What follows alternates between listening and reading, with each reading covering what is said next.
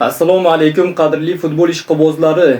Kreativ Sport kanaliga xush kelibsiz. Bugun biz sizlarga O'zbekiston milliy terma jamoasi hamda Portugaliya to'qnashuvidan so'ng murabbiylarning fikrlari va bir necha futbolchilarning fikrlarini taqdim etamiz. Albatta mehnatlarimizni qadrlagan holda ushbu videoga like bosib bizni qo'llab-quvvatlang.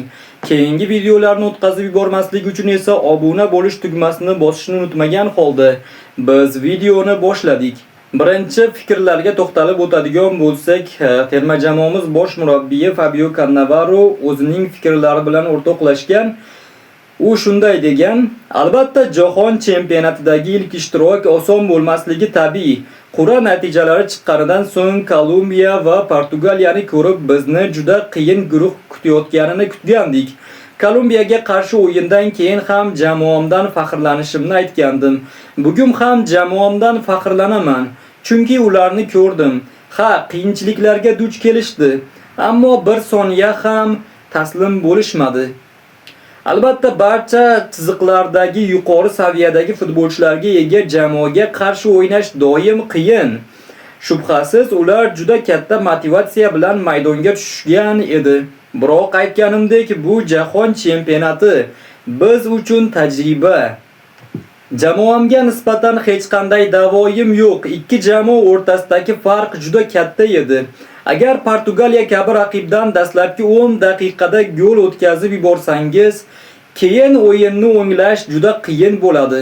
Biz uchun jahon chempionatida ishtirok etish tajribasi beqiyos ahamiyatga ega. Yigitlarimiz hisob yirik bo'lib ketgan paytda ham taslim bo'lmadi. Qo'llarini tushirishmadi. Shuni ko'rib juda xursand bo'ldim, dedi Cannavaro o'yindan keyingi qisqa intervyusida. Portugaliya terma jamoasi bosh murabbiyi Roberto Martinez ham ushbu uchrashuvdan so'ng o'z fikrlari bilan o'rtoqlashgan.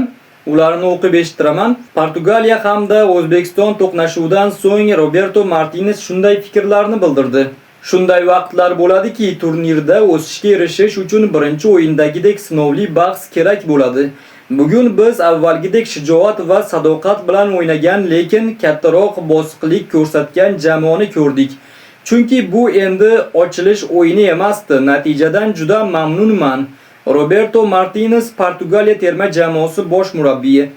Men juda xursandman, lekin men uchun eng muhimi bajargan ishimiz va ko'rsatgan ishonchimiz. Jamoa juda yaxshi o'ynadi va ancha o'sdi.